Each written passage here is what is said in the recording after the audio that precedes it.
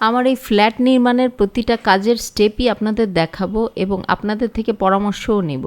তবে আমার ইচ্ছা কোনো অফিস বা বাইং হাউস বা আইটি ফার্ম এই জাতীয় কিছু ভাড়া দেওয়ার। যদি কেউ ইন্টারেস্টেড থাকেন তবে ডক্টর লনি টিভির এই পেজটাতে ইনবক্স করতে পারেন। তো চলেন আপনাদেরকে আমাদের বাড়ি আর আমার ফ্ল্যাটটা দেখাই। তো একটু আগে থেকে শুরু করি। আমার বাবার বাড়ি হলো উত্তরা 9 নম্বর সেক্টর। আমার শ্বশুরবাড়ি থেকে বেশ খানিকটা দূরে। যেতে যেতে পথে লেগে গেল খিদে। আমার সবচাইতে ছোট বোনটা যখন অনেক ছোট ছিল তখন আমি কলেজ থেকে বাসায় গেলেই সে সবার আগে আমার ব্যাগটা নিত, নিয়ে আমার সমস্ত বই খাতা উপুর করে ফেলতো, চকলেট খুঁজতো। বলতে গেলে আমি প্রতিদিনই বাধ্য ছিলাম যে ওর জন্য চকলেট নিব, না হলে আমারই মন খারাপ লাগতো যে ও যখন চকলেটটা খুঁজে পাবে না ওর মনটা কত খারাপ হয়ে যাবে। এখন ওরা বড় হয়ে গেলেও আমার কেন জানি বিশ্বাসই হয় না যে ওরা এত বড় হয়ে গেছে। ওদেরকে আমার এখনও অনেক ছোটই লাগে। ঢুকলাম একটা ডিপার্টমেন্টাল স্টোরে, কিনলাম এই চকলেটটা। তো চলেন আপনাদেরকে আমাদের বাড়ি আর আমার ফ্ল্যাটটা দেখাই। আমার বাবা জনাব এম এ কালাম শামসুদ্দিন, উনি বাংলাদেশ সেনাবাহিনীতে সহকারী প্রকৌশলী হিসেবে কর্মরত ছিলেন। মারা গেছেন 2005 সালে। আমার বাবা মারা যাওয়ার পর আমার মা দোতলার পরবর্তী বাকি তালাগুলো অনেক কষ্ট আর অক্লান্ত পরিশ্রম করে কমপ্লিট করেন। আমার আব্বু আম্মুর জন্য সবাই দোয়া করবেন। এখানে নিচে একটি গ্যারেজ রয়েছে। একটা জিনিস আমার খুব অবাক লাগে, এই যে আমার বাড়ির সিঁড়ির রেলিং আর আমার শ্বশুর বাড়ির সিঁড়ির রেলিং অনেকটাই একরকম। ও আপনাদেরকে তো বলাই হয়নি, আমরা 4 বোন। আমার আম্মুর ইচ্ছা অনুযায়ী আমার সবচাইতে ছোট বোনের দোতলা, আমার সেজো বোনের 3 তালা, আমার মেঝো বোনের 4 তালা, আর সবচেয়ে বড় বোন দ্যাট মিন্স আমার হচ্ছে 5 তালা। আম্মু আমাদের 4 বোনকেই সম্পূর্ণ বাড়ি কমপ্লিট করে দিতে চেয়েছিলেন, কিন্তু আমার মা আমার বোনদের সব তালার কাজ কমপ্লিট করলেও আমার 5 তলার কাজ কয়েকদিন করার পরেই আমার মা 1 ফেব্রুয়ারি 2024 ইন্তেকাল করেন। আমার 5 তলার বাড়ির কাজ করার জন্য যেই কাজগুলি এখনও বাকি আছে সেই কাজগুলি আমার নিজ খরচেই এখন করে নিতে হবে। ভিডিওটা দিচ্ছি রেকর্ডিংয়ের প্রায় 1 মাস পর। আপনারা শুনলে হাসবেন, আমাদের বেশিরভাগ ভিডিওই রেকর্ডিংয়ের 1-2 মাস বা অনেক সময় 1-2 বছর পরেও আপলোড হয়। এই হচ্ছে আমার 5 তলা, আর এইখানে আমার আম্মু কিছু মুরগি পালতো। সেই মুরগিগুলি আমার বোন লুবা এখানে রেখেছে। আর এইখানে আম্মু কিছু কবুতরও পালতো, সেটাও এখানে রাখা। চলেন আপনাদেরকে আমার ফ্ল্যাটটা দেখাই। এখানে আসলেই আম্মু আব্বুর স্মৃতি মনে পড়ে। আম্মু নিজে হাতে এই দেয়ালগুলো উঠিয়েছে, এখানে হাঁটা চলা করেছে, ভাবলেই কেমন যেন অন্যরকম লাগে। আমার তালাটা বর্তমানে এই অবস্থায় আছে। এটা কয় ইউনিট করব আমি এখন সেটাই ভাবছি। আপনারাও যদি কোনো সাজেশন থাকে দিতে পারেন। হয়তো ইন্টেরিয়র ডিজাইনারদেরও আমি এই তালাটা দেখাবো।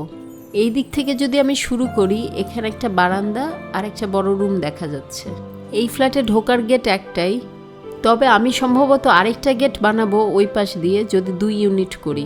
তবে আমি এখানে অফিসও ভাড়া দিতে পারি যদি ভালো অফার পাই, এখনও পুরোপুরি সিদ্ধান্ত নেইনি। এখানে ছোট্ট একটা করিডোর আর এদিক দিয়ে পানির লাইন গেছে। এখানে চাইলে কিচেন বা ওয়াশরুম করা যাবে। চলেন এবার অন্য দিকটা দেখি। এখানে কিছু বাঁশের চাটাই আর অনেকগুলি নতুন ইট দেখা যাচ্ছে।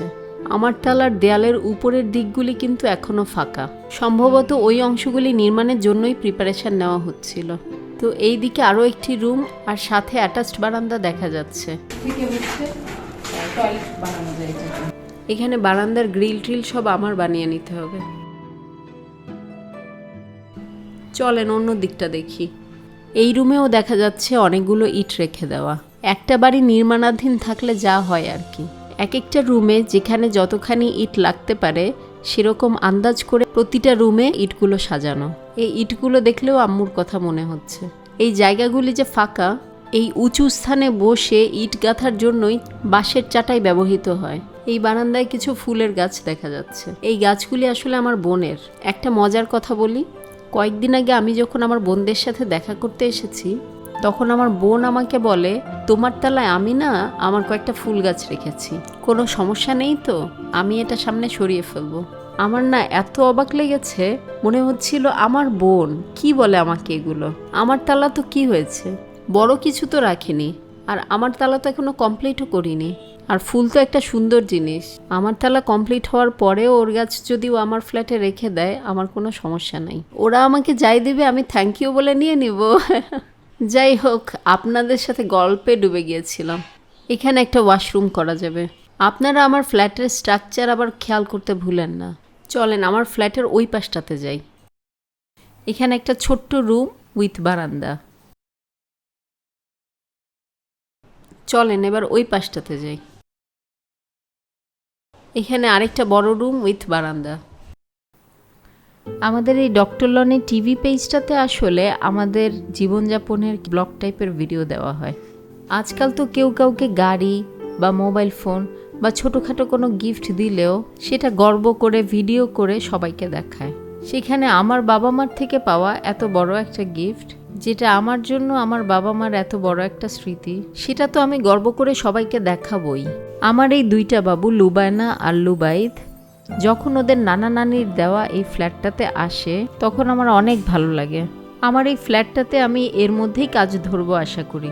আমার এই ফ্ল্যাট নির্মাণের প্রতিটা কাজের স্টেপই আপনাদের দেখাবো এবং আপনাদের থেকে পরামর্শও নেব।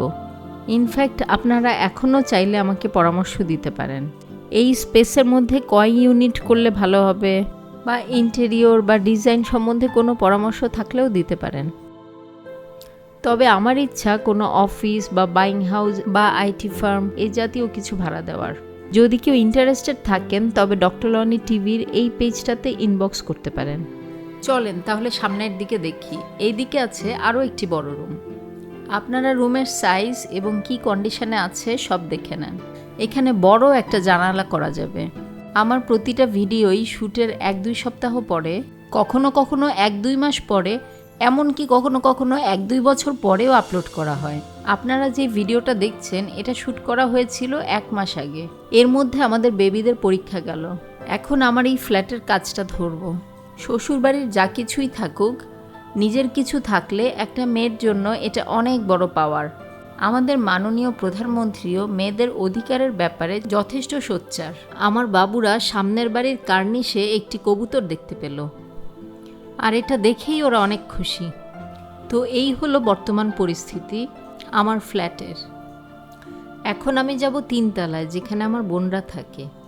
আমি যখনই সময় পাই ওদের সাথে এসে দেখা করি। চলেন আপনাদেরও আজকে আমার ফ্যামিলি সম্বন্ধে একটু জানাই। সামনের দুইজন আমার 2 বাবু টপ্পা আর টরি, আর পিছনে আমার 3 নাম্বার আর 4 নাম্বার বোন লুবা আর নিমাত।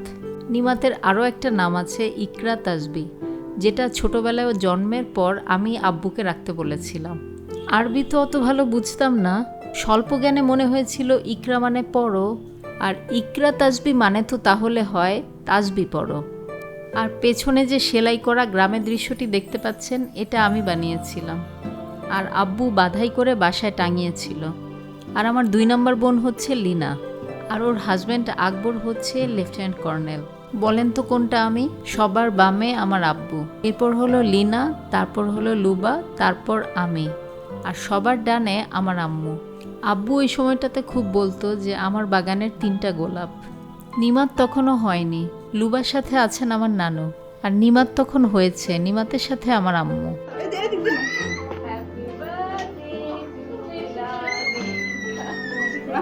এটা ছিল লিনার বেবি লানিকার বার্থডে।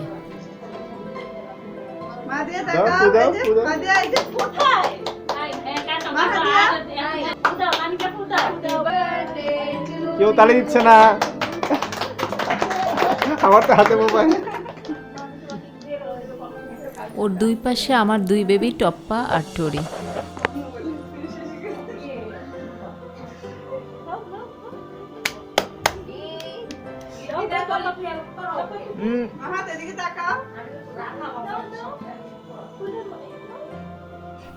আর আমার ছেলের পাশে হলো আমার মামার বেবিরা।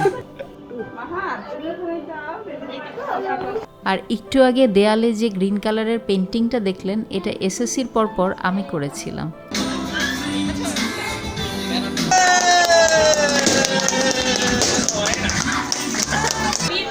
এইটা সম্ভবত 2018-তে নিমাতের বার্থডেতে আমরা।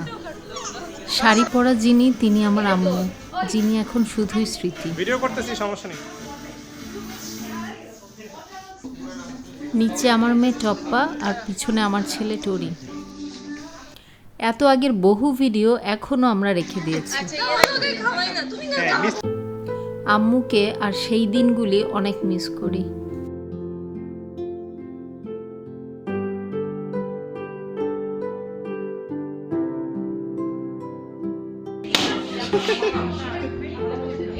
ওই যে টেবিলে ওই ফাটা তো। এটা ছিল আমার ছোট বোন লিনার মেয়ে লানিকার বার্থডে। আমি শখ করে আমার মেয়ে টপ্পা আর লানিকার জন্য এক রকমের জামা কিনেছিলাম।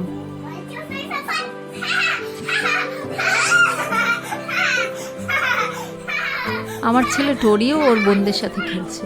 আশা করি ওদের সব কাজিনদের সাথে এই মিল সারা জীবন থাকবে। মেজো মামার মেয়ে হিজাব, এই যে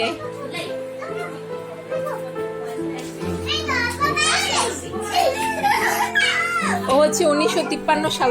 ভিডিওগুলি সামনে আসলো তাই মনে হলো আপনাদেরকেও আমার ফ্যামিলির কিছু পারিবারিক স্মৃতি দেখাই।